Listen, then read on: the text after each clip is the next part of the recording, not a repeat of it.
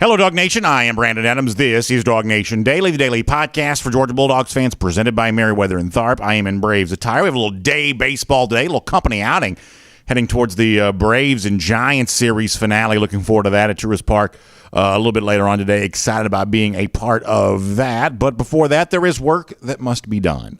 So we'll take care of you here on a 1st and 15, and then Dog Nation Daily coming up after that. A lot of recruiting stuff on the show today, and I think maybe one example of how Georgia kind of hangs on the brink here of really setting itself up for a lot of future success of the program. There's one word in particular I want to use as it relates to that, and maybe quite possibly maybe setting yourself up for some disappointment too, because these things, sometimes the door swings both ways. So we will talk about that on the show today. Your comments here coming up before we get there. Hope you're all doing great and getting ready for a great summer day here. It seems like, for me, my family, we have a lot going on the next little bit. I think once July kind of gets here, I saw, was it Jim Harbaugh said this the other day? It was like, Memorial Day's over. It's football season. And I don't quite know that I view, June as a true football month, although we've certainly followed plenty of recruiting stories. But around here, I think we do think of July as a pretty heavy football month because by the end of the month, Georgia's getting ready to practice. You certainly have SEC Media Day. So I think for me and my family, we're trying to cram as much summer as we can into these next few days here heading towards that July 4th weekend. We're probably trying to cram as much summer as we can here over the course of the next few days and really kind of viewing, once the calendar kind of turns to July, once you pop off the firecrackers on the 4th, at that point in time, now you're ready for everything the football season's got in store. So, man, we're really excited about all that and happy to have you with us as we do. I believe our chat may be disabled. If we want to unlock that and give some folks a chance to start diving in here and getting those comments going, we'll take your comments here on the 1st and 15. We'll get Terence Edwards in the show today. We may not go super long with Terence just because of the fact that I think Terence is actually doing a 7-on-7 camp today, so I don't want to take too much of his time away from all of that. But hopefully we'll get a chance to speak with him and have some fun with him on the show today. Looking forward to being able to do that and hopefully getting a chance to speak with you. There we go. Now we got some comments rolling in here. Good to have all of you with us. Tiffany R. checking in. Hemingway checking in. James Lawson checking in. How about that? Maybe a little bit of a early jump on some of the other platforms. Either way, we're glad to have you. BA is always late checking in. We were a little late today, although we've been, I would say our on-time record, much like your maybe favorite airline carrier, I'd say our on-time record is getting a little bit better here, I would say. West GA Dog Fan says, did I get a chance to see my son at basketball camp? All right, so I mentioned this yesterday. I was trying to get over there. So this is frustrating. This is sort of like dad life. So I broke my back to get there, figuratively speaking, of course. And, because traveling across town, that's never an easy thing to do. You finally get there. And so I did get in there, kind of settled in and ready to watch some of the camp just because I wanted to see it. Just, one of those things I kind of like doing. I like basketball. I would say that my son has had a little bit of a slow embrace of basketball. I do like it. My son loves baseball, and I love baseball too. But I also really like basketball there as well. So I was just kind of excited about the fact that he's been enjoying this camp and having a good time. And so I wanted to go see it. Well, when I got there, and this is like, if you're dad, you've had frustrating moments like this. When I got there, I got settled in, going to get a chance to watch about a half an hour of this. Just kind of fun for me. Really very nostalgic too, because I grew up, I played basketball in high school, had some, time spent coaching there as well. And these sort of like mornings where you're doing the summer camp for the kids, afternoons, you kind of slide into some of the teamwork. That's a big part of my summers, both growing up and as a young professional kind of pre-Dog Nation. That's just something I did a lot of. So being back at a day camp like that is something I did a ton sort of prior to my sort of Dog Nation life. The point here is, so I get settled in to kind of be at this camp, really excited about it, and all they're doing is giving out T-shirts. Now, listen, they've been working hard the entire time. I'm not criticizing, the fact that you got to give the T-shirts out, but all I got there in time to see was the process of, if your last name begins with A, please come up here. It's just so I was so disappointed. I can't go today because we are going to the Braves game as a company today. So I was disappointed about that. Thank you for asking. I wish I'd gotten a chance to see more of it, but sometimes that's the way that it goes. Let's see what else. Big Daddy says it's nice and warm in Central Florida. Checking Yeah. Listen, there's no doubt. I mean, we're going to be at Truist later on today, and it's going to probably be 100 degrees. I think it was 100 degrees yesterday. So, yeah, it is hot. Charles Womack checking in from L.A., or as we like to think of it here, L.A. It's lower Alabama. You love that. Randy Hall says, went through hundreds of basketball camps with my oldest son. He played for the Georgia Stars. He played against, that's cool, played against Chris Paul in Orlando for the Nike National Championship. See, I remember Paul when he was at Wake Forest, and what amazing player he was back then. And, to think that he's still playing at such a high level in the NBA is kind of cool to see. But, yeah, so when I was in high school, that was the way our thing would go is you'd run the camp for the kids during the morning. And, like, we would ref 5-on-5 games. We would run the drills, things like that. We didn't get paid for any of it. I sort of suspect some of these guys now are getting paid for some of this. Maybe that's their own version of NIL. We weren't getting no NIL back in the mid-'90s. I can promise you that. But we would run the camp during the day, and you'd like you said, you'd ref the games and stuff like that. Then in the afternoon, you'd have your own camp. Or when I was like briefly coaching for a little bit in the afternoon, you'd go to these like it's almost like the basketball version of a jamboree where you'd have like 8 teams in one gym, and you're playing here, playing there, and doing all that kind of stuff. And I mean, it makes for a really long day, but I think I said this the other day, man, there is just nothing like being on a team, even in like the grind of the summer. And like a lot of people don't realize what a summer sport basketball is. Like there's a lot of work that gets done basketball-wise in the month of June at the high school level. By the time July rolls around, it kind of dies down because now you're getting into, especially for the smaller classifications, a lot of those players are playing football. You don't have as many specialized players at the smaller levels. But the month of June is a very busy sport for basketball. There's a lot of 5-on-5 true, real basketball work going on, and just being in a gym for a couple of minutes yesterday kind of reminded me of that. Hemingway says cooler temperatures appear to be incoming. That's good to know. Did not know that. Tiffany Art enjoyed Jeff's interview last night with a new, recently minted Georgia commit, Josh Miller. Glad to hear about that. That's awesome. Kevin Mills says, is expecting a championship every year better than the feeling we experienced in January? Here's what I know for me, is that I'm a little bit different than some people are in the fact that some people seem to have like a very binary definition of success. You either win the championship or you don't, and anything south of winning the ultimate championship, whether it be World Series in baseball or national championship in college football or whatever else, ends up feeling like a disappointment to them. And I'm not really like that quite so much, in that what I really want, as you said before, is the feeling that we have right now. And I want this each and every year. And listen, over the course of a long period of time, you're going to have far more disappointing seasons than you are enjoyable seasons. Even Alabama, that's true for them. They win plenty of national championships, but still, you're going to have, more years in which you don't than you do, even for a program that's kind of winning at a more aggressive clip than we've ever seen before. But ultimately, for me, the most satisfying experience as a fan is, can you give me a year-to-year basis of just being a contender, and win a few. Obviously, you don't ever want you don't want to have a situation where you don't ever ultimately win the championship. But to me, it's more difficult and more valuable to be a contender over the course of the long haul. We talk about Clemson from time to time. We're going to see this with Clemson here this year. Clemson was in the playoff every year from 2015 through 2020. Last year they didn't make the playoff. They're going to try to kind of get back in the groove of that again. They're going to try to get back in on that. And it just sort of shows you how hard it is to be a contender on a regular basis. By the way, Clemson's recruiting pretty well right now. It's worth pointing out. I think that's pretty interesting. We may mention that again later on the show.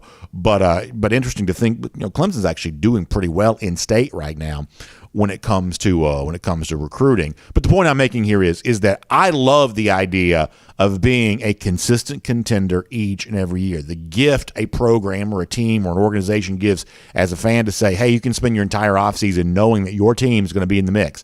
And maybe come January you fall short of that, but coming back again for the next calendar year, you can spend the rest of that year also knowing that once again your team's going to be in the mix. And as someone who's just sort of loved sports my entire life, not just college football but all sports, That's a really fun and valuable thing. It's just valuable to have a seat at the table. It's valuable to be in the conversation. We can all think of examples, whether it's in Georgia's past or whatever the team you root for in its past, where you're just not relevant. And that's such an awful, awful feeling. As bad as you feel when a would-be championship season comes to an end, as bad as you feel there on that, the worst feeling is to spend this time during the summer knowing, like, think about what Florida, and this is not like a Gator hater jab, I'm being serious. Think about what Florida fans are thinking right now. Like, they're not a part of the conversation at all.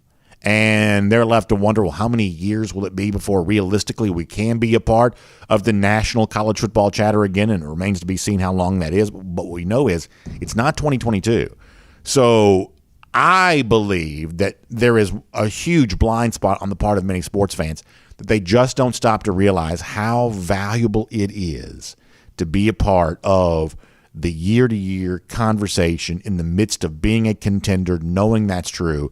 That, to me, is just a really cool thing. And, yeah, you hope that a lot of those seasons do end in national championships, but even if not all of them do, and, of course, not all of them can, to be able to be in that conversation, I find to be incredibly valuable.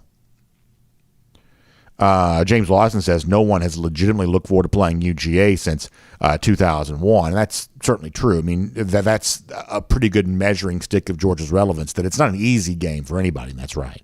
That's very true. Barry J says, doesn't matter to those binary folks if you win the national title. They say you've got to win it again. And I do get that. I want to win the national title, or at least I want to see Georgia win the national title this upcoming season as well. Of course I do. But, I mean, over the course of the long haul, I just like being in the conversation. I like that. And I feel like you have to have kind of a reasonable expectation for what your batting average is going to be. I mean, even if you won titles at half the, which, you know, like Alabama seems to win about half the national titles here over the course of these last few years. Like, that's an amazing, amazing batting average, but that's still half the time you don't. So I just think it's important to have a somewhat realistic appraisal of all of this. Hemingway says the 4-team playoff really changed college football in a negative way. Maybe an 8 or more team playoff would help. I think to a degree that's true, because in college basketball, like, here's the one thing that you do see. Like, teams hang banners for going to the Final Four. You've seen this before, right? Teams cut down the nets for winning their regional.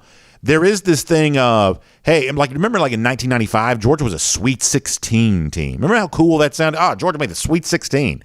I almost made the Elite Eight. But think about how cool it was to, you know, beat Purdue, a 1 seed, play on that second weekend. You're a Sweet 16 team. I don't think that college football right now has enough of those kinds of, like, designations. Like, for whatever reason, to say, hey, we made a New Year's Six Bowl. Like, for a lot of programs, that particular phrasing seems to fall flat. It seems to be a little hollow. I do think that Hemingway is right about this. Now, listen, I love the college football playoff, and I love the college football playoff debate. But there is something with the gravitational pull of the college football playoff debate that has sort of sucked the life out of the other stuff. And in college basketball, and there are people who really care about college basketball. You know, a lot of Georgia fans aren't necessarily that group, although certainly there's a pocket that does. But even in, like, the sphere of folks who are really into college basketball, it seems like we have a hierarchy in place in that sport. You made the tournament. You made the Sweet 16. You won your regional. You cut down the nets for doing that. You made the Final Four. That just sort of sounds cool.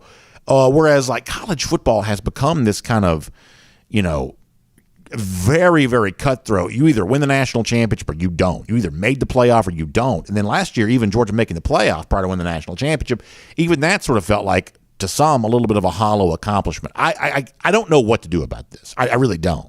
But I kind of agree with, I think it was Hemingway who said this, I kind of agree with the point here is that there is an element of the college football conversation that's not good for the sport with the way it's discussed so fatalistically. I think that's kind of true.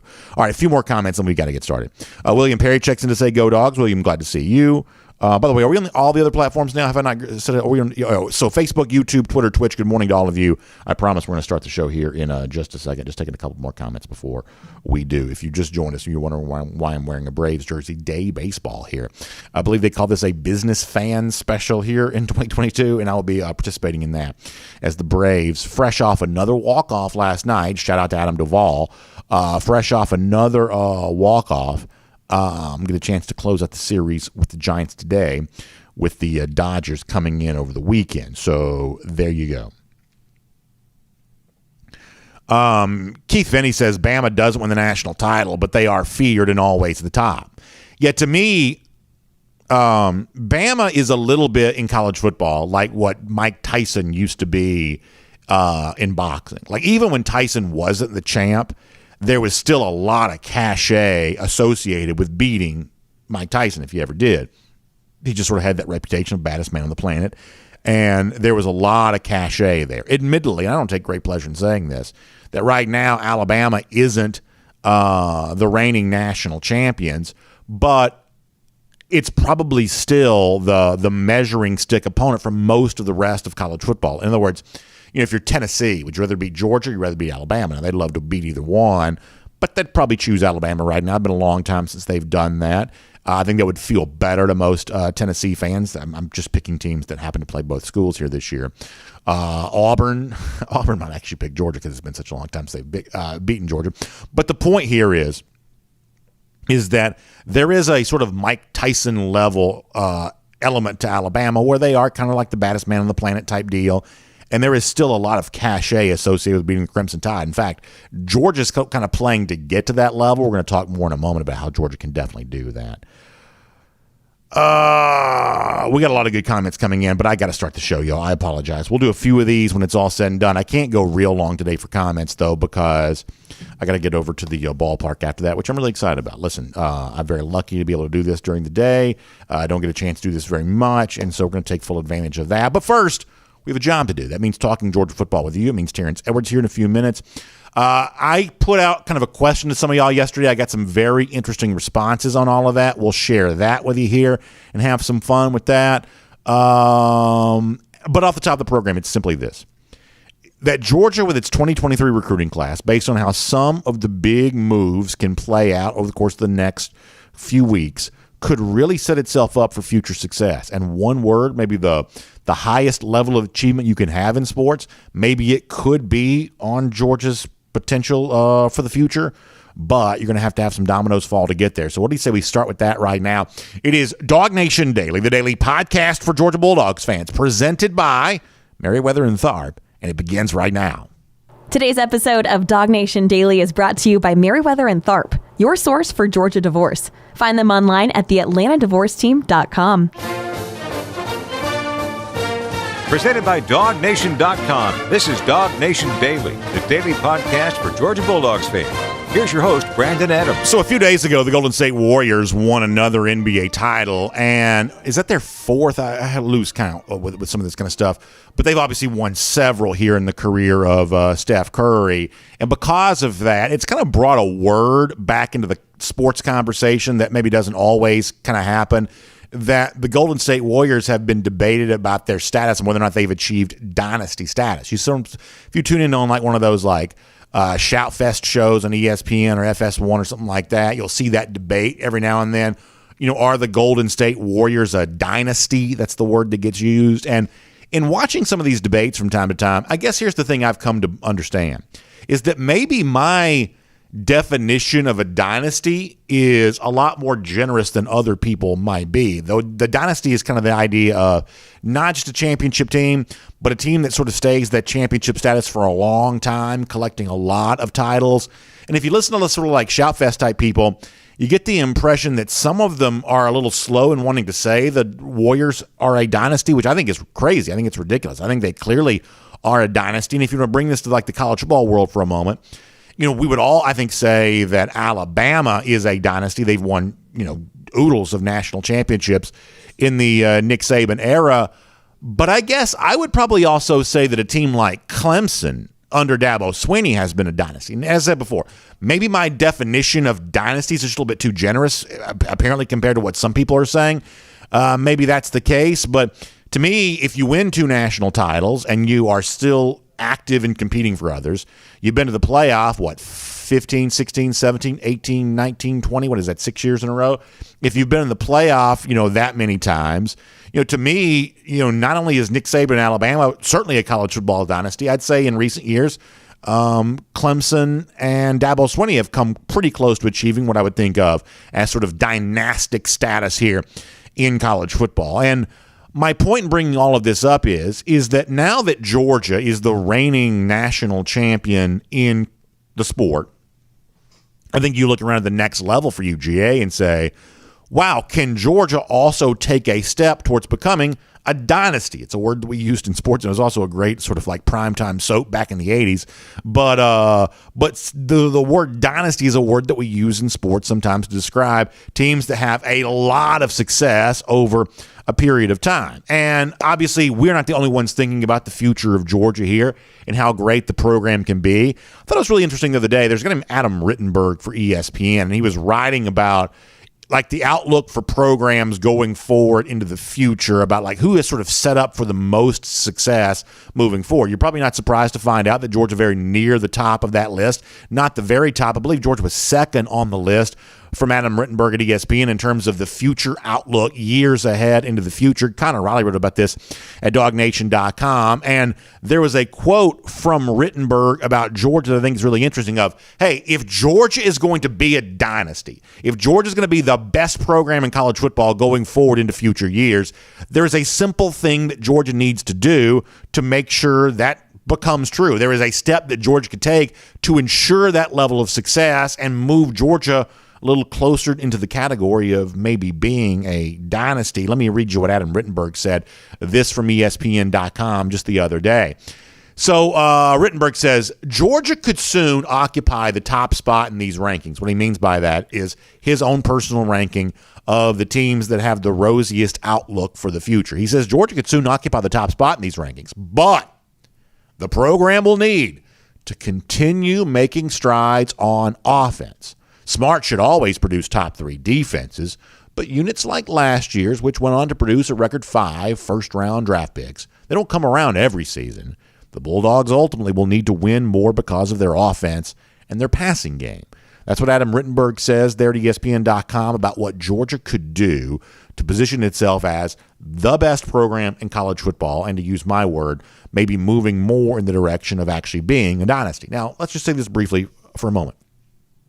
On the field, with the players that Georgia currently has, there is reason to believe that Georgia will be better offensively than it was a year ago. We've said around here that Georgia, which averaged about 38, 39 points per game last year, could take a step to go north of 40, maybe even.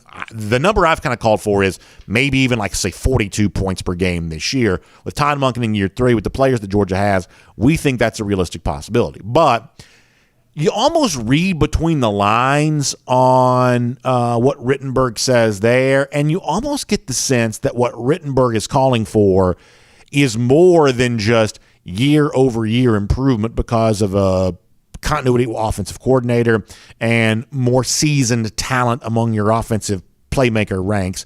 It almost sounds like Rittenberg is calling for something a little bit more substantial than that, calling for Georgia to take a step to resemble what the other programs commonly mention among the sport's very best, like Alabama and Ohio State, what they are doing on a regular basis. And if we want to kind of, take Rittenberg's premise on that, hey, Georgia's going to be way better with its passing game. Georgia's going to be way better with its offense. If Georgia wants to be the best program in college football, that's the blind spot that exists right now. That's the weak point that exists right now. That's the place where Georgia has to be way better.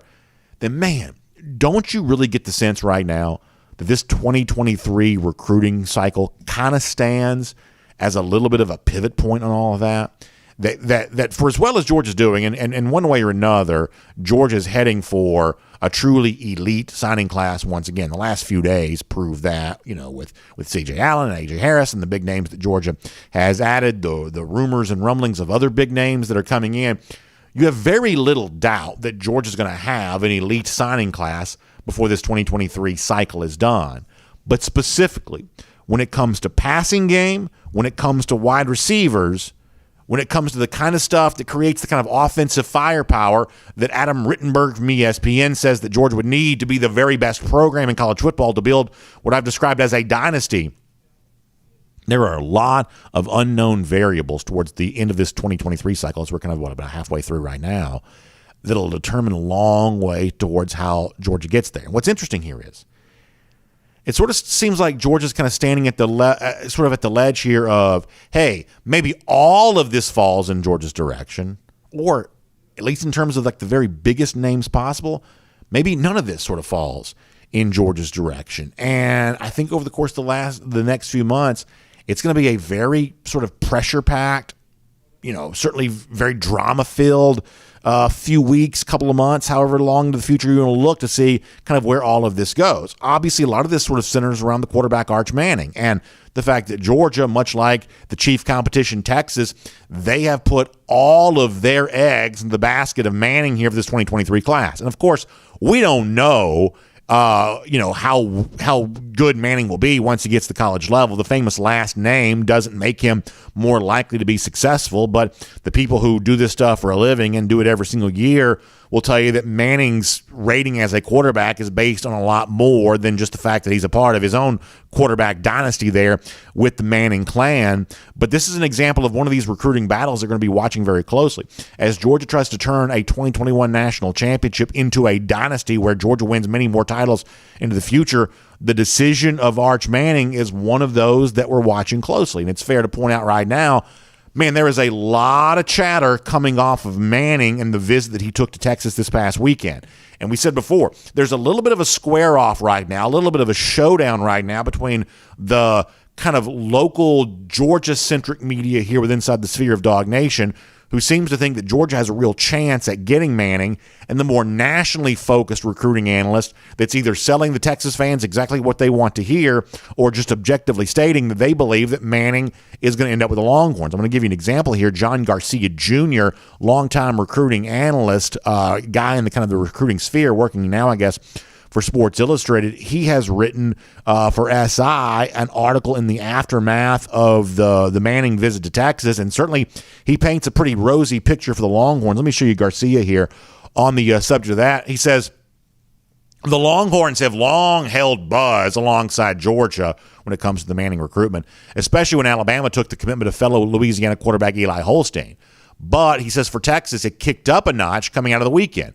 SI sources indicate there is growing confidence from Steve Sarkisian's coaching staff in their ability to ultimately land the top-rated talent.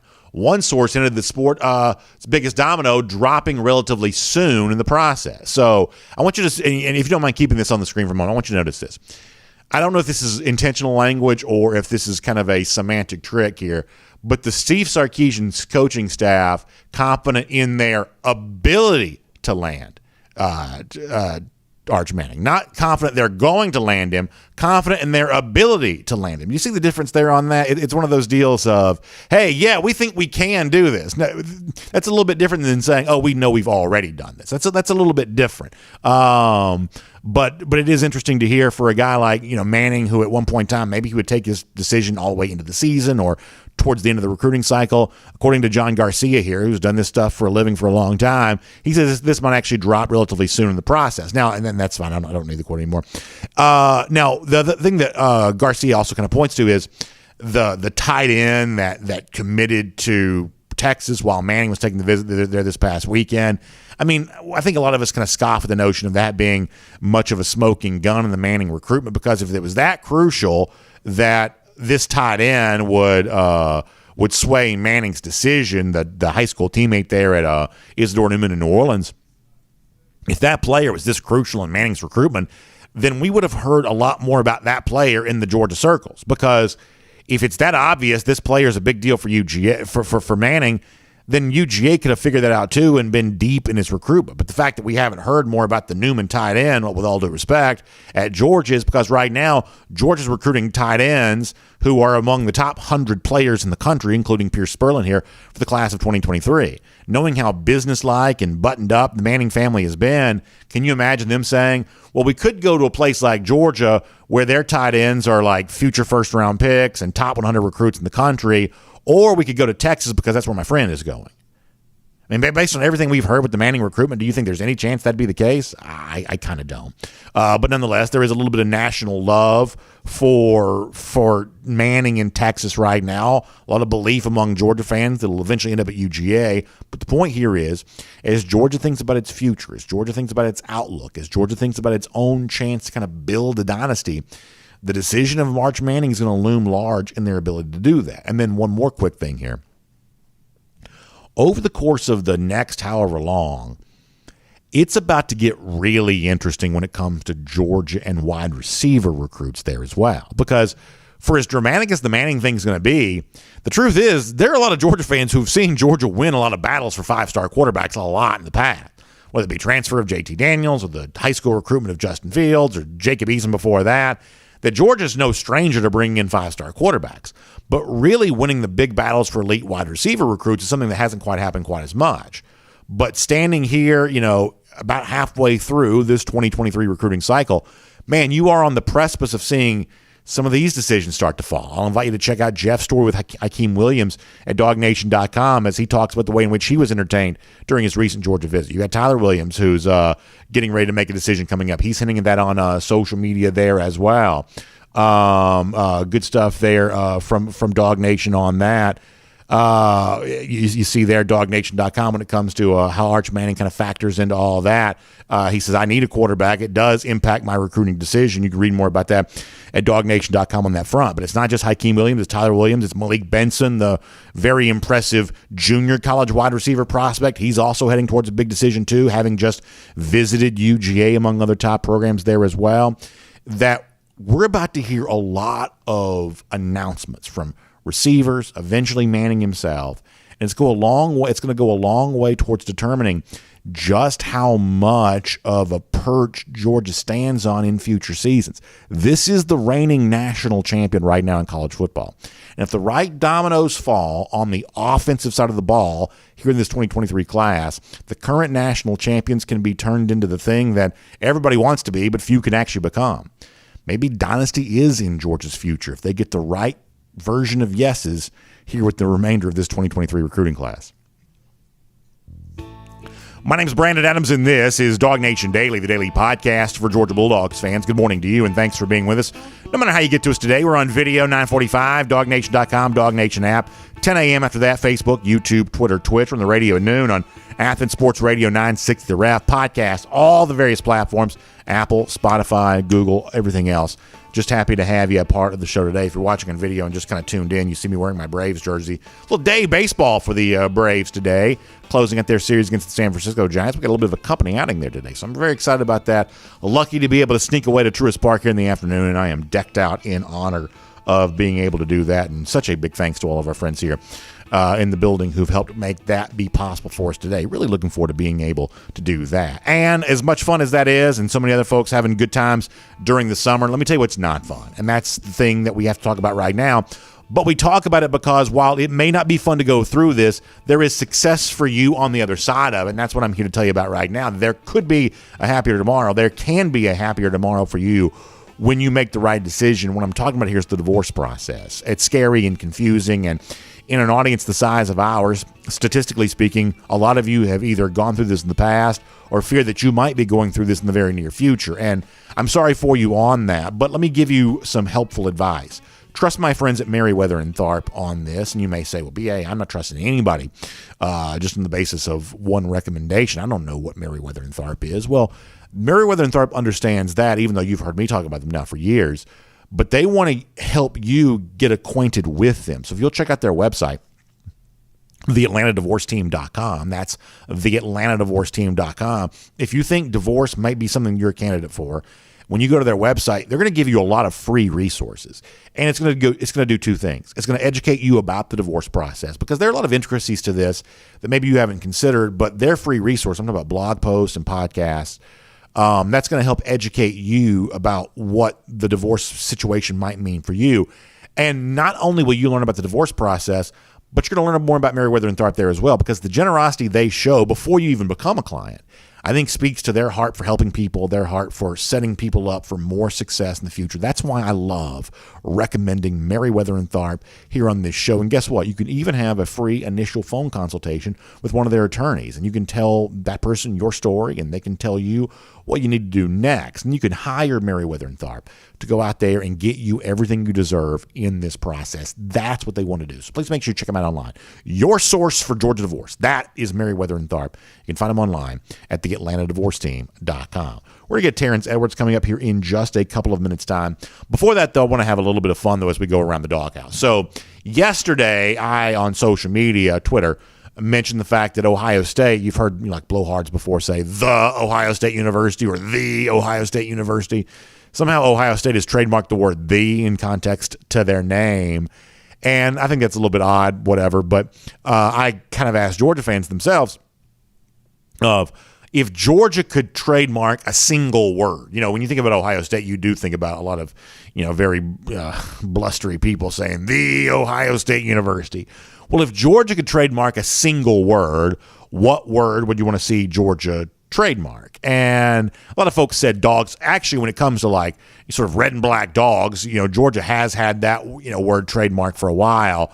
But I got a few other really good ones that I wanted to share for a moment of, hey, if Ohio State's going to sort of apply for trademarks and get the in relationship to their name, what else should Georgia get on this? I want to show you a couple of these here for a moment. And now, this is not the prettiest graphic necessarily, but I kind of threw a lot of these up on the screen of what folks were saying. Let me show you one of these here for a moment. So Bobby Ryle says, probably Tyler Simmons was not offsides, basically like making that into one word there on that. That's pretty good from Bobby.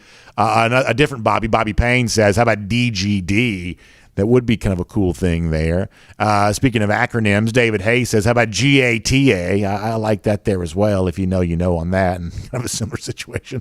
Jeff Austin says, how about FTMF? And that's one of those, if you know, going back to something that Kirby Smart was apparently caught on video saying at the end of the Florida game in 2017, but pretty good. Was it 2017 that he said that, or was it 2018? Either way, pretty good stuff. CS says, how about the word development? And listen, I like this one because that is kind of what Georgia's been sort of famous for here as of late. Guys like Jordan Davis and others that come through the program, gotten better while they're here. Georgia's not selling a lot of flash, a lot of pizzazz. It's selling development. That's pretty good stuff from CS. One word to trademark. I kind of like that. Jason Wright says, how about elite as the one word? Going back to Kirby Smart last year, who clearly said you're either elite or you're not. That became a big, sort of a big, strong phrase for UGA a year ago. I like Jason Wright's idea on that, maybe being elite. DGD Podcast says he wants them to see him trademark dogs because he's tired of Washington fans using that. Yeah, it's kind of weird.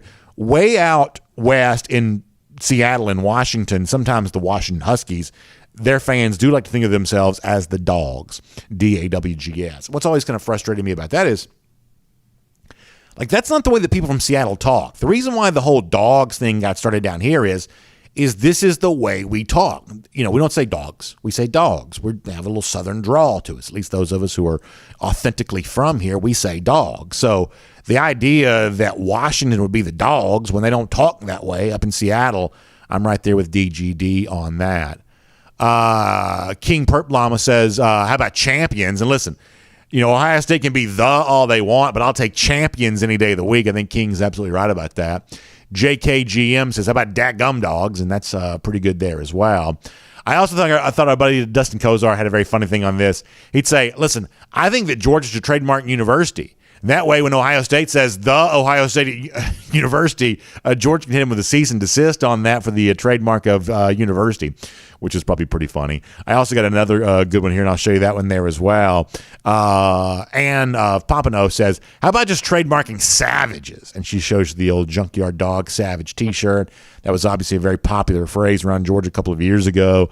I think that's a pretty good idea there as well. So a lot of Georgia fans having a good time with all of that. A lot of words here have become to mean a lot for Georgia over the years. It was chopping wood at one point in time. It was savages. It was elite this past year.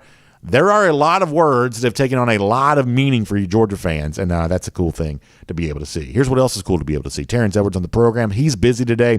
He's actually coaching in the midst of what we're doing right now, so we're not going to keep him super long, but we do want to talk some Georgia football with him. So what do you say we do that right now here on Dog Nation Daily, presented by Merriweather and Tharp? From Athens and across the SEC or wherever the recruiting trail may lead, here's a DogNation.com insider. A lot of you know when Terence isn't with us here on Dog Nation Daily, he is also out there coaching, whether it be on an individual basis or with his team there at Milton High School. He's doing a lot of great stuff when it comes to all of that. And right now they're participating in a 7-on-7 tournament. Terence, I know you're busy today, so I appreciate your time. Thank you for being here. Hope we're not taking you off the field. Is your team currently playing right now? Well, yes, we are. It's okay. No, it's okay. Well, we won't take up too much of your time there, but I guess kind of describe this for us there a little bit. Are you in Athens for this? Is that where you guys are right now? Are you in Athens for the 7-on-7? Yes, we are. Yes, we are. We're in the indoor facility as we speak. So tell us a little bit about some of the players that you've seen thus far. What's kind of stood out to you here? Because I've heard of some of the guys who've been there. What has impressed you about getting a chance to see some of this summer work that's taking place here right now? Well, I'll just say that the one thing that just caught my eye, and I've never been this up close to the young man, is Antoine Hill. He is a big dude. Man, to be that young, he's legitimately 6'5", maybe 210 with a live arm. So that was my first opportunity to get to see him up close and personal. He's very impressive athlete. Mill Creek is there too, right? Have you seen Caleb Downs yet? I haven't seen Caleb. I've been around Caleb a lot, so I haven't seen them yet. We're actually playing Colquitt right now. But so it's on our second game of the day. We're going to move around a little bit later. But we're all in the guys that are in the endo. Probably the most impressive one is Antoine Hill. Oh, that's good to hear. And folks should realize that, listen, Milton had another big season a year ago and obviously change over that coaching staff. But, you guys bring back a lot of talent again this year there as well that Milton's going to once again be heard from in a very big way in that 7A classification, are they not? Most definitely. I have one reason that, I kind of chose Milton because of we do have a Power 5 receiver in DeBron Gatlin who just got offered by Alabama a couple of days ago. He was at Ohio State yesterday. He pulled his hamstring, but first time ever running a 40, ran a 4.53. So without any training, without any just natural going out there running. So he's a guy in the 24 class that will be one of the top receivers in the country. Yeah, I don't mind telling you, I thought DeBron Gatlin was one of the best receivers I saw play a year ago. Very, very impressive, future skill position player there for sure. And speaking of that, we were talking about wide receiver recruiting a little bit before you joined us. It seems like, Terence, that right now Georgia's kind of teetering on the brink here of, man, they could get some yeses from some very big-time players, or, this 2023 cycle could play out the way in which previous cycles have, where you maybe end up a little disappointed in what you're not able to grab in terms of that receiver position. But when you look at like Hakeem Williams and Tyler Williams and Malik Benson, the junior college prospect, that a lot of these guys are kind of saying the right things. Jeff had a good story with Hakeem the other day. He seemingly had a very nice visit to UGA. How attractive of a landing spot do you think Georgia is right now for the elite wide receiver recruit? I don't think for what Ohio State just did these last 3 days. I don't think we're there yet at that position, but the brand of UGA football and being big time football and Kirby being able to develop players and put them in the NFL. So I just think the overall brand is going to attract high level receivers. But I don't think we're at the spot where we're going to get 3 5-stars like Ohio State did in 3 consecutive days. We're not there yet, but we're going to get there at some point, I believe. I think this year we're going to be more pass down the field offense. I can't wait to see that. So that will attract those high level receivers. Do you think there is something in particular about the receiver position? Because obviously you mentioned Ohio State, and like they go out and get they get Brandon Ennis, they get just this huge collection of receivers they've kind of brought in over the course of the like you said, 3 days in a row, getting a major wide receiver commit. Do you think the receiver position in particular is one of those positions where players want to go to a spot where they have seen proven productivity, they've seen proven output at that position? Because obviously, not only is Ohio State stacking them here this year, but in previous years they've kind of done the same thing there as well. You can make a case they probably recruited the receiver position better than anybody has. Is this something particular about that position, or is this just Ohio State finding a level of success with their position coach, Brian Hartline? I think it's kind of both. I think it's, receivers, let's just put out, they look for stats. I tell kids all the time, stats does not get you drafted. Your potential and the ability to play this game does. But we all want to go out and accumulate stats. And you just look at the stats that Ohio State have put up the last 3 years. And, 3 first-round receivers this year, and they are claiming Jameson Williams, even though he finished at Alabama. So, Brian Hartline, he just goes and say, look what I've developed. I can get you here. And, the proof is in the pudding, so they're going to continue to get those high-level guys. One more thing on this, and I want to ask you one more thing before we let you go. You're obviously watching this stuff pretty closely. Like, who are the receivers right now that you like in this current class? Are there one or two that stand out to you more so than the others that you would say, hey, if I had my wish list, this would be the guy that I would have wanted for Georgia? I think that Hakeem Williams, I think his name is from Florida. Yeah. I think he's one of the more underrated. He's been 6'4".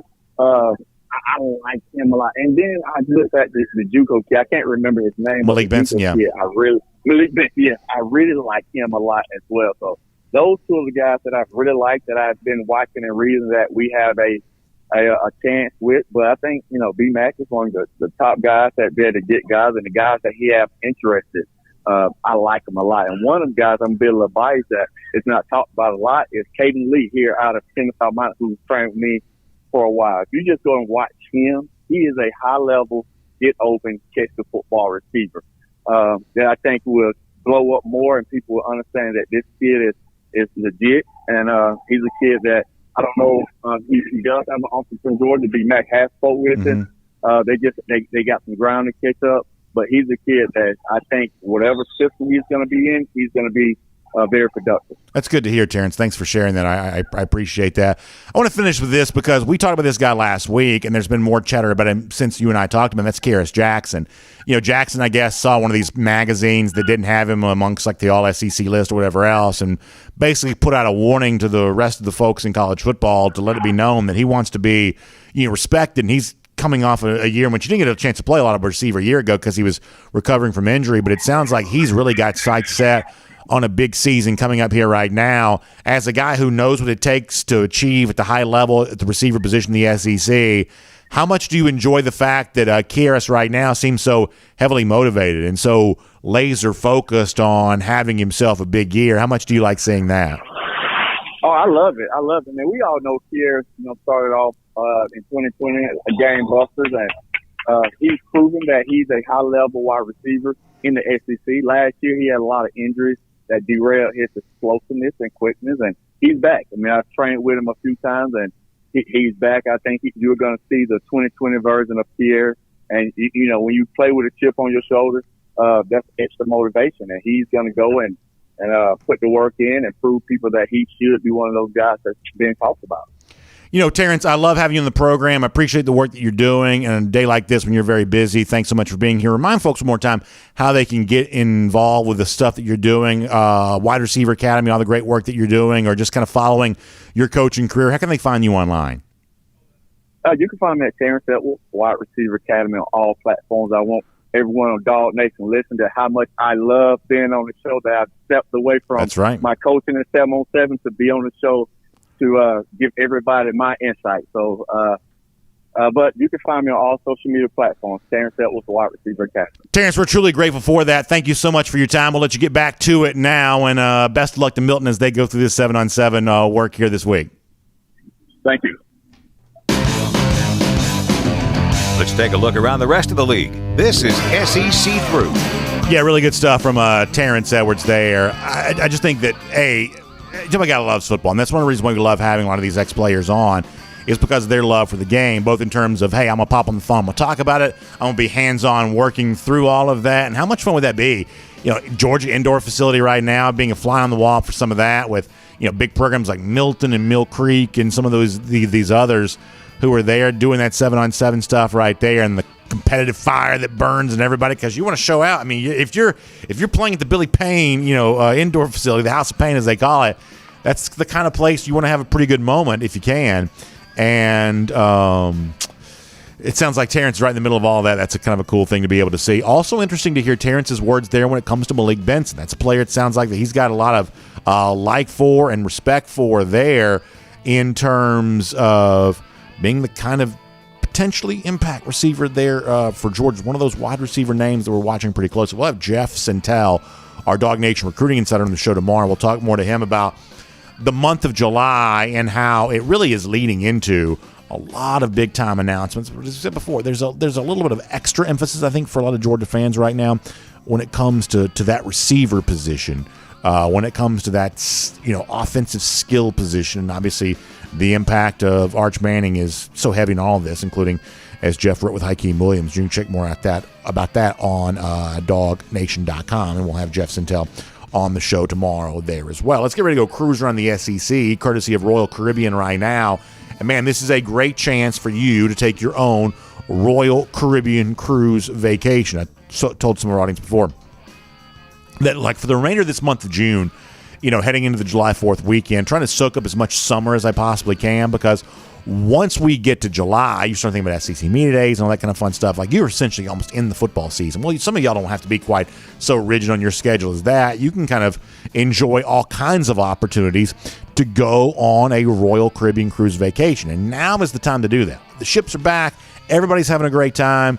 And everybody's taking advantage of some of the wonderful opportunities that are available, including, the port I like to go out of is Port Canaveral. The way I kind of see it is, I don't like to fly if I don't have to, and Port Canaveral for me is a pretty easy drive just past Orlando.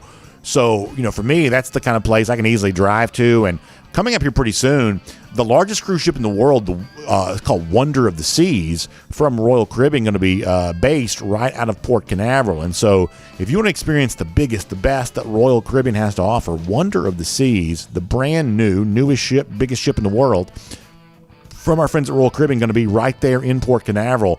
It's a great way to experience all of these cool amenities and options and features and benefits that come your way because of a Royal Caribbean cruise vacation. So I hope you will check that out. In fact, our friends at the Cruise and Vacation Authority can help you with this. You can find them online at tcava.com. That's tcava.com. You can also give them a call here, 770-952-8300.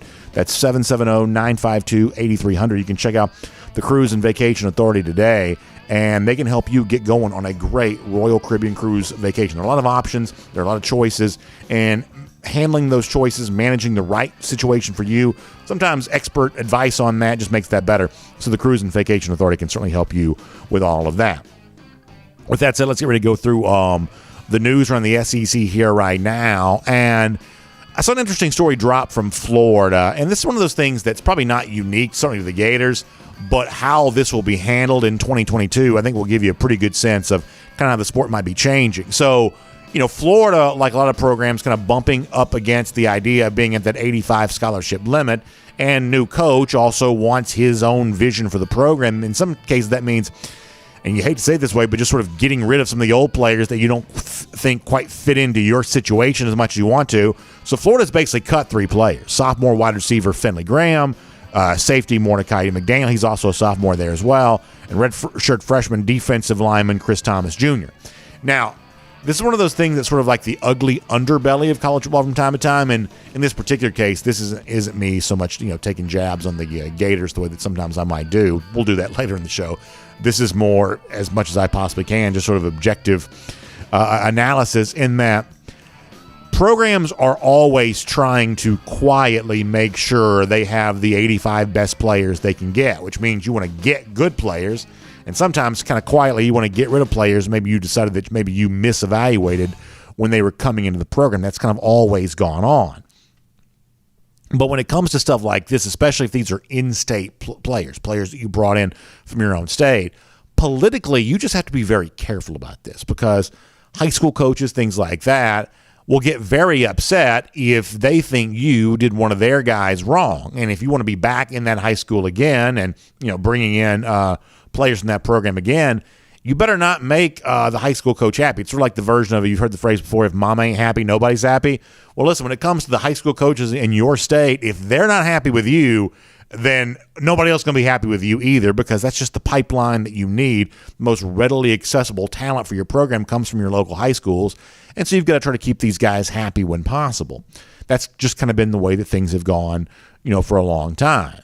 But here's what you're left to wonder now. How much of this is changing because of the NIL era in which we're currently living in the transfer portal era in which we're currently living in, where we're giving players, more rights and freedoms they've ever had before. And there are plenty of people who would say that's the way it should be. This should have happened a long time ago.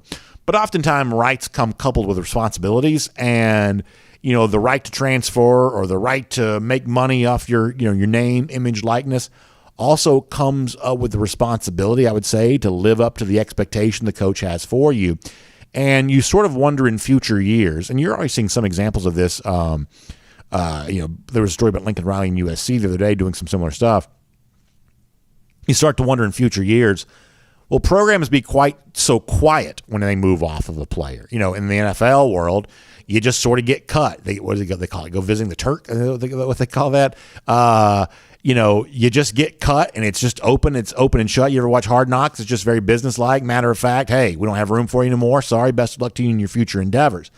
College football in the past has been a little more touchy-feely about that kind of stuff. Even if it was just for show, there's a little bit more of a sensitivity about, let's be careful not to be perceived as running players off, because that's kind of not really been what you do in college football in the past. But in a day and age in which players are bouncing quick and everybody seems to be fighting for dollars and, going to the highest bidder, does that transactional relationship take over in college football? I would say that before, you had a little bit more of a relational connection, coach to player, but it's become more transactional in the future. And if it does, there may be more money for a few players and more transfer opportunities for a guy who wants to bounce from place to place. But on the other end of that spectrum, they're going to be coaches who feel just a little bit more emboldened to look at a guy who's maybe not living up to what you thought he was capable of and saying, I'm sorry, we don't have room for you anymore. And those kinds of messages may come a lot less apologetically than they would have in the past. So just something worth considering there for a moment. I thought it was interesting, Terence Edwards a moment ago was talking about Ohio State position coach Brian Hartline, because fresh off of what has been an amazing run of receiver commits for the Buckeyes, they got another one yesterday in the person of Noah Rogers. And as I mentioned to Terence, there's a part of me that's kind of left to wonder how much of this is related to, wide receivers simply wanting to go to sure things, simply wanting to go to programs that are going to provide them the productivity they want, and how much of this is just Hartline being a very good position coach, because certainly it's quite obvious that Ohio State right now is recruiting at the receiver position better than almost anybody has in quite some time, and you can't really do anything but give them a lot of credit for the work that they're doing on that. And one more thing I wanted to mention here really quickly, and this has got kind of nothing to do with anything else from our SEC through, but I also kind of wanted to point this out because this is something we've talked about for a little bit of time here, of course, the last little bit. I think what Clemson is continuing to kind of quietly do in recruiting in-state is actually pretty impressive. That, we talked the other day about them adding Victor Burley, the big-time defensive lineman out of Rome, and they've done a good job on that. But also they went go and get a guy like Stephon Green out of, Green's out of Rome, Burley's out of Warner Robins. But the point here is that we have kind of been left discussing a lot about, just how, how well established, Dabo Swinney still is a year after not making the college football playoff and kind of falling off his perch of what he, had been at Clemson. Are they going to be able to retain that? Are they going to be able to get that back? There are a lot of people who say, hey, maybe Clemson's a college football playoff team again here in 2022. That remains to be seen. But when it comes to in-state in Georgia with some pretty big-time guys, Victor Burley recently, Stephon Green here as of late there as well, the Clemson's actually still recruiting in-state pretty well. And for a lot of these other border programs that want to be in the state of Georgia, think about South Carolina or Auburn or programs like that, Tennessee, right now Clemson's getting a lot of the players I think they would probably like to have. And so pretty impressive to see the Tigers here on a pretty good run when it comes to recruiting in the state of Georgia. Clemson's, from where I'm sitting right now, is only about a 90-minute drive. So the state of Georgia is pivotal for the Tigers' success. And when it comes to some prospects that we've talked about, some prospects, at least in the case of Burley, that maybe Georgia had its eyes on, Clemson's still able to win some of those recruiting battles. So worth pointing at that a little bit there as well. And with that said, we'll go ahead and get ready to wrap up today's program.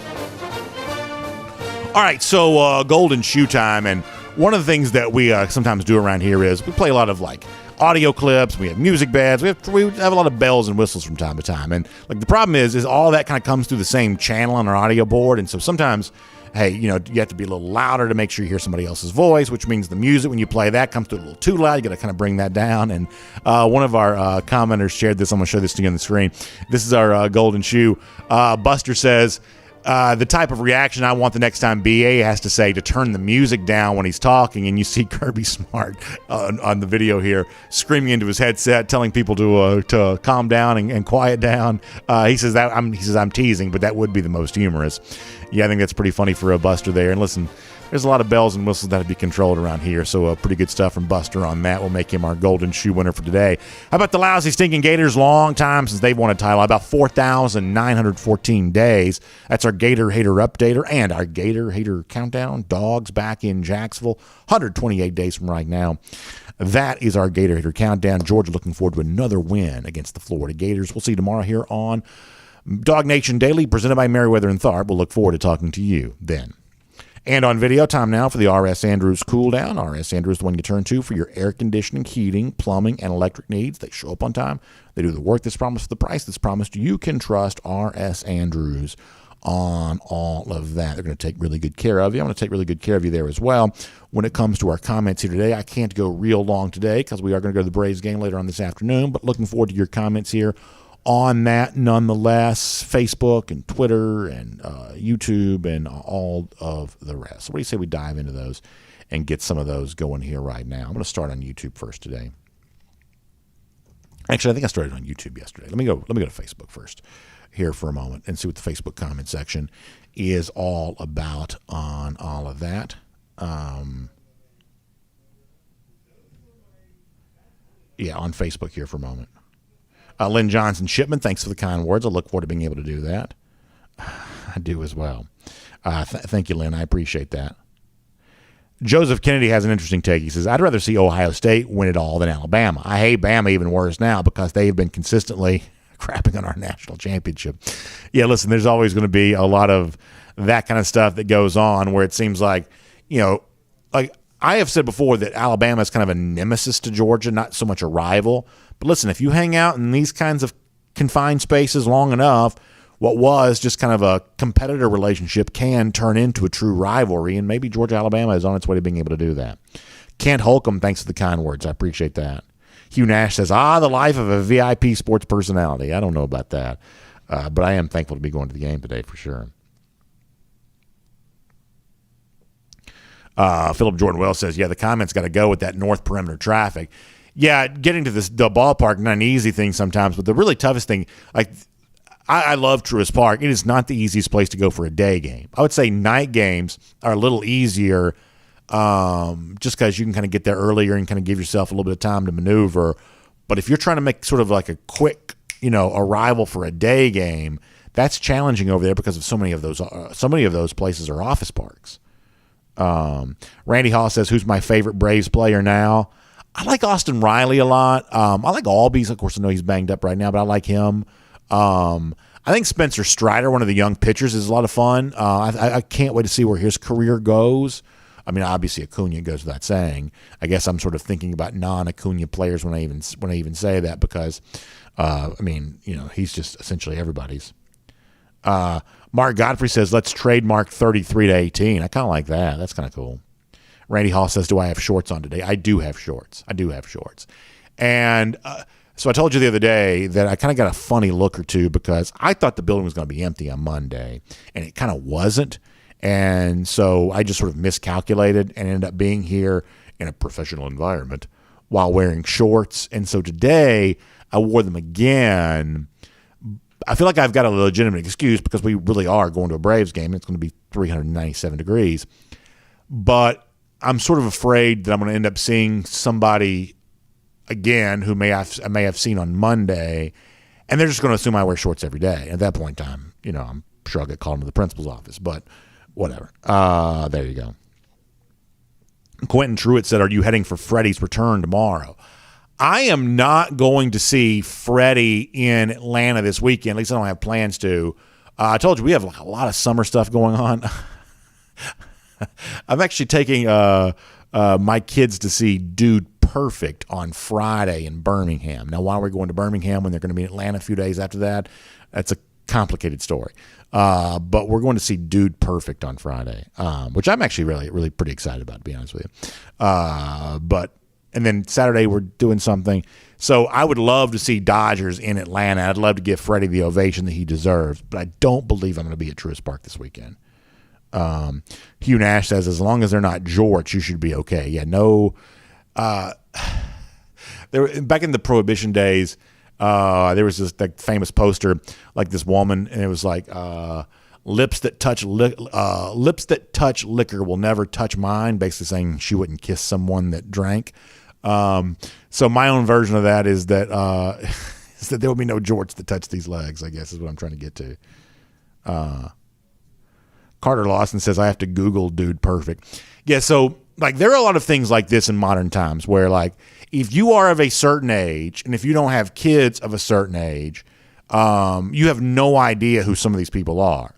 But if you are of a certain age and you do have kids of a certain age, you realize that people like Dude Perfect are among the most famous people on the planet. They're only famous, though, with like a portion of the world. Like in 2022, there are very few people who are famous with everybody. But like Dude Perfect's got like 55 million YouTube followers or something like that. I mean, whatever it is, it's like the, tens of millions. And if I didn't have a 10-year-old and a 7-year-old, I would have had no idea who they were because when my kids were like 5 and 2, I had never heard of them. But very quickly you realize like just how like big like a lot of these like YouTubers are. And like I've always felt like my kids have had very weird taste when it comes to some of their YouTube preferences, but nonetheless, it's just amazing how like popular some of these people are, and it's not like legacy media, like my kids like some of what I would think of as legacy media, like we like going to the Disney parks and things like that. But like a lot of what's popular with kids today is just not legacy media. It's not like Warner Brothers cartoons or like Disney movies or, whatever Nickelodeon might be doing. It's not legacy media that's driving the boat for kids these days. It's like sort of independent YouTuber type people. And so, there's kind of a line of demarcation of people of a certain age without kids of a certain age have no idea who any of this stuff is.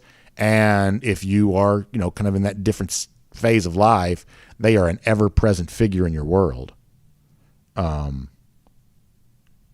Matt Rugavina brings up a pretty good point. He says in East Texas, it isn't just shorts. You got to wear the synthetic blend types here. He says the cotton doesn't help too much. Yeah, I kind of get what you're saying on that. You definitely get that little bit of breathe.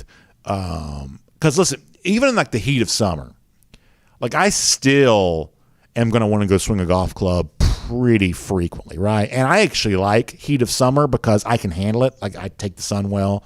I don't get too overheated. And I like the sun because it keeps everybody else away. But as Matt said, there are certain kinds of things that when you wear them, your body just drenched in sweat. It ends up being like, worse than, like if you're wearing like a cotton shirt and it gets drenched in sweat, now it's like sticking to your body. It's hanging down. Ooh, that's pretty rough.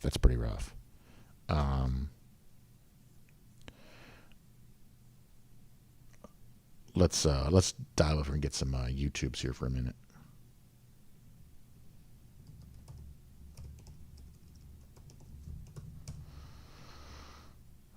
And on YouTube, Wally Smith says, any opinions on who we get at the wide receiver position? Yeah, I don't know. Here's what I'll tell you. Like between Tyler Williams or Hakeem Williams or Malik Benson, like it's not, this is going to come across more negative than I mean for it to be, but it's not obvious to me that Georgia's getting any of them. I certainly hope, but Like, I don't know that I have extreme. We'll ask just Jeff directly about this tomorrow. It's like you read the story with Hakeem Williams. Do you come away thinking, oh, man, Georgia's definitely getting him? Like, I mean, I hope they do. And I think they obviously have a very good chance of doing that. But, like, I have stated flatly, I believe Arch Manning's coming to Georgia. And if he doesn't, I'll be disappointed, both in terms of my fandom, but also in terms of the fact that I got a prediction wrong. You know, my ego will be bruised by that. But I feel like I have enough circumstantial evidence kind of floating around that, yeah, you know what, I sort of feel like Arch is going to probably come to UGA. When it comes to like the receivers that we're most commonly talking about right now, I don't know that I've got enough of that to say, yep, that guy's coming here. I mean, I think there's a chance that Georgia wins with a few of them, but there's also a chance it doesn't win with any of them, at least at that high level. We've seen Georgia kind of get down the line only to falter in the final quarter poll with a few of these guys in recent years, and I can't be 100% sure the same thing will happen again, for sure. Scott Harris says his son is nuts for Dude Perfect. Yeah, I mean, if you're in that sort of, you know, preteen child age, Dude Perfect's about as good as it gets, and they are, I mean, there's no telling how many millions of dollars they're making on some of that kind of stuff. I mean, if you ever want to do some quick math on that, like a lot of the ways in which like this isn't the way we get paid, but a lot of the ways in which like a lot of, you know, YouTubers get paid is they essentially get their money directly from YouTube as a, you know, basically a residual from the video views. So roughly speaking, do about $6 per 1,000 views, and then you get an idea about how much some of these YouTubers are making. That'll give you an idea on that. Like, we're more traditional media. We just sell advertising and, you know, things like that. In fact, we don't even have YouTube ads turned on for this show, which not everybody can say. But yeah, but if you want to, like, some of those like big YouTubers, divide their total views and think about $6 per 1,000. That gives you a little bit of an idea about how much some of those are making. Jerry Dogfan says, what does Kirby Smart and Forrest Gump have in common? They've both run all over Alabama at some point. That's really good. I like that. Demetri Sullivan says, Georgia got the greatest tight end room on paper, but if we get 3 of those guys over 600 yards, they'll be the greatest of all time. Demetri, that's a very interesting take. I like that. Spencer Clark says, I know the quarterback room feels disrespected about the Manning situation. I don't think that's the case. I think, you know, I used the word transactional before. I think the quarterback position has become a very transactional position, that quarterbacks are looking around for their best option. You know, the reason why Brock and Carson and all those guys are here, it's not because they have some extreme level of loyalty. It's they think that being at Georgia is the best place for them. Strategically, if they thought another place was better, they probably would have already transferred. That's just kind of what quarterbacks do right now. And conversely, it's just out in the open that Georgia's trying to bring in as many quarterback options as it can to ensure that it has a good one on the field. And, you know, listen, we've seen this in the world of coaching for quite some time. Like, when you get turned down by a coach, you know, you go to the next guy, and it's obvious he wasn't your first choice. It's obvious that he wasn't your first choice. But now you've got to make him your next choice, and you have to sell him as the best choice during the press conference. That's been going on in coaching for a while. The same thing's essentially true in quarterbacks there as well, that I don't think that Georgia would apologize to any of these guys for going after Arch Manning. And I don't think that Georgia would get, you know, red-faced or blush over the notion of, if they don't get Manning, having to turn around and go to some other quarterback, whether it be whatever's left in the class of 2023 or some big guy for the class of 2024, and saying, yeah, we were on Arch Manning for a while, but now you're our guy. And that's just sort of the way that it is. And it's not very touchy-feely. There's not a whole lot of sentimentality to it. But that's the way that quarterback recruiting is now, probably more so than other positions. By the way, my boss, BJ, texted me a moment ago talking about being in the principal's office about wearing shorts. He said he'd see me in the principal's office coming up at noon, which I thought was really funny. Very funny there. Zebulon Owen says our receiving core is stacked, tight end included. Spencer Clark says they are recruited to play and start at some point. That's the recruiting pitch. Yeah, I don't think Georgia's promising anyone they're going to start. I don't think they are. I just don't think that's the promise that they are making, and I hope they're not making that promise because it's a lie. I don't want Georgia to lie to recruits any more than I want anybody else to lie to recruits. That, you know, you're going to have every chance to earn your way in, but listen, you know, if my son was a great quarterback prospect, which he's, you know, probably not going to be, but if he was, I would try the best that I could to convince him that programs are going to use your own ego against you. Your belief that no one is as good as you, programs are going to try to use that to their advantage. You know, like judo, you use somebody else's body momentum against them. That's the way in which recruiting sometimes works there as well. That the way in which you convince a bunch of great quarterbacks to be on campus at the same place at the same time is programs lean on the belief that the players think they're better than everybody else. And so it's easy to convince another quarterback to join a crowded quarterback room because the player already believes, well, he's better than everybody else anyway. And if somebody's on the losing end of getting playing time, it's not going to be me because look how good I am. And that obviously can't be true for everybody. And if I was a dad of a quarterback prospect, I would try to remind him of that, of, you know, on the 50-50 split between 5 stars who succeed and 5 stars who don't. Consider the fact that life for you might feel for a while like the guy on the wrong side of that. Nobody wants to see themselves as the one that doesn't pan out, but about half of them will be. Jay Shipe says he misses fat BA. I'm a little fatter this summer than I have been, unfortunately. That's another thing come July. I got to get back into my fighting weight again, for sure. I think part of that's just the high school football thing because you have to wear like true dress clothes. You know, like going to like Georgia games, I essentially wear golf attire, you know, like the golf pants, the short sleeve golf shirt, and you can have a couple extra pounds. Especially, listen, the greatest invention in mankind's history is the quarter zip pullover because, I mean, like that just sort of pulls it all together. And so you can get a few pounds, you know, heavier if you've got like the quarter zip going over the golf attire. Even like pudgy dudes sort of look halfway put together if they're wearing that. Like the quarter zip is just a modern marvel, an amazing piece of technology. Almost everyone looks at least passably good in a quarter zip pullover. But on TV, you can't wear the quarter zip pullover. You got to wear like actual real clothes. And so that's quite the motivation to get back down to the fighting weight, to be sure. And come August, we'll be back dressing up again.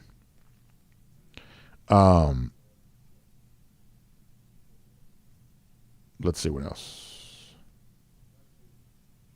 Beer cans and baddies predicting more than 500 more passing yards for Stetson here this year. Could be the case. Memphis Dog says, doesn't fighting weight mean you could win by sitting on your opponent? I guess in some respects that might be true, Yokozuna style. Dimitri Sullivan says, I never wanted a player to get out of the way as much as Stetson Bennett. Appreciate all he's done, but really want the team to move on and see what we've got. Here's the thing that you got to understand, though, and I know this is not like pleasant to hear, but I do believe this is true, is that you are currently seeing what Georgia has. And I know this is not like what you want to hear, but what Georgia currently has is a crop of impressive quarterback prospects that are currently not good enough to beat Stetson Bennett. They're just not, because if they were, they would. And that's the thing you got to realize is that maybe Carson Beck is going to one day be a great quarterback, but right now he's not good enough to beat out Stetson Bennett. And maybe Brock Vandagriff one day is a very good quarterback, but right now he's not good enough to beat Stetson Bennett. Like if the only reason why you're not playing is because Georgia's got Stetson Bennett, like if that be the case, then you have to like open up your mind to the possibility that these other young quarterbacks right now are not as good as you think they are. They're just not. There isn't like a constitutional succession plan here. Like Georgia's not obligated to play Bennett. They're playing him because they do truly believe he is their best option. And it's just sort of as simple as that. And, and maybe one day, Carson Beck will be the next Mac Jones, the kind of guy who waited for a while and ends up having great success. That might happen.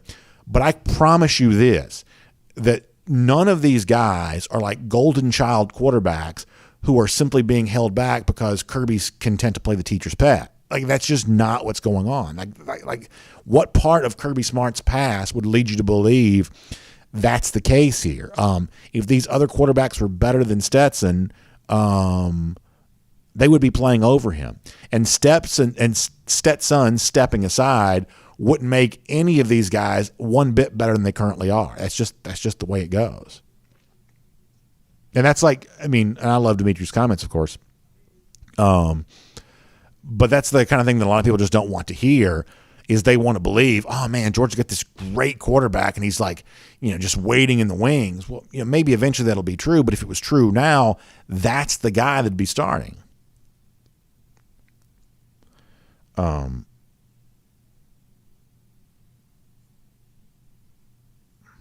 Let's see what else. Very quick final comments over at dognation.com. Hemingway says, I'll take the guy who won the national title and the offensive MVP.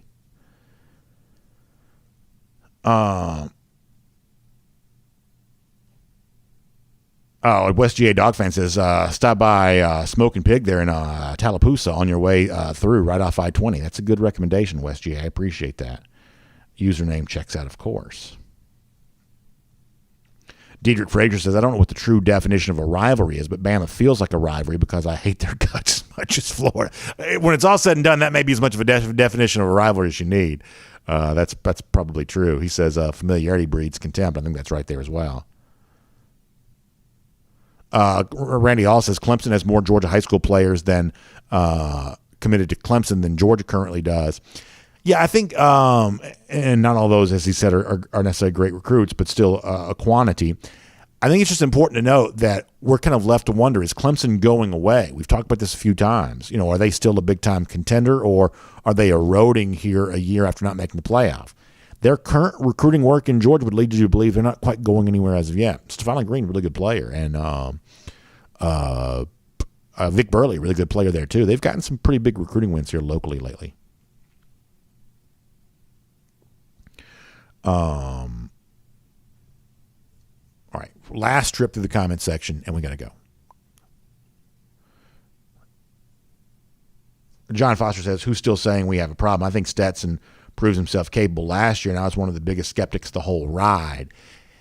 And I think that John that's just being honest. Like, there are a group of Georgia fans who are sort of going to be happy with like whoever is the guy for Georgia, and they're going to kind of fall in line behind that. But there's probably a larger group of fans that, hey, maybe at one point in time they were a little skeptical because, as we said a lot during last season, what played out for Georgia quarterback was weird. I mean, JT Daniels was being treated as one of the top quarterbacks in the sport during the preseason, and yet by, week 3, week 4, he was like fighting to even keep his job. Of course, that's weird. That's bizarre. It's very strange. And I think that level of weirdness created a level of skepticism among Georgia fans. But as John said, results during the season won people over, the commenter here included. I mean, I think there's also a pocket of Georgia fans that would like to say, well, surely Georgia must have something better than a good quarterback. Because we've said that Stetson is a good quarterback. I don't think he's achieved great level status, and I don't know that he'll achieve that this season, but he's clearly a good quarterback. But I just think it's just self-evidently true that if Georgia had a better quarterback than Bennett, that's who it would have played.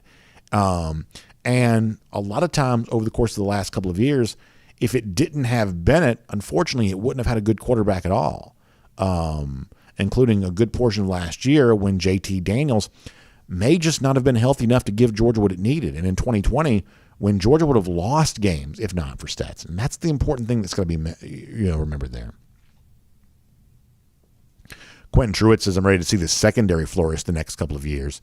Yeah, I mean, for everything that like an Ohio State is at a wide receiver spot, I mean, Georgia's secondary may not be too far off in terms of the overall level of talent that's collected there in the position group. Let's see what else.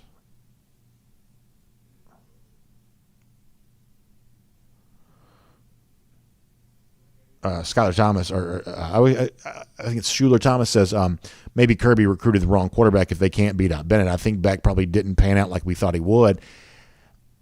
I still think patience matters here, right? Because, I mean, a lot of these stories are told over the long term. And, I mean, to me, Mac Jones is the perfect corollary here. Now, I'm not telling you that Carson Beck is Mac Jones, but there's something to be said for how good you eventually could be as opposed to what you are right now. And I just think it's important to keep in mind. Let's see what else. Finally, at dognation.com. We got to go. Is the NBA draft tonight? Is that tonight? Wow. That really snuck up on me.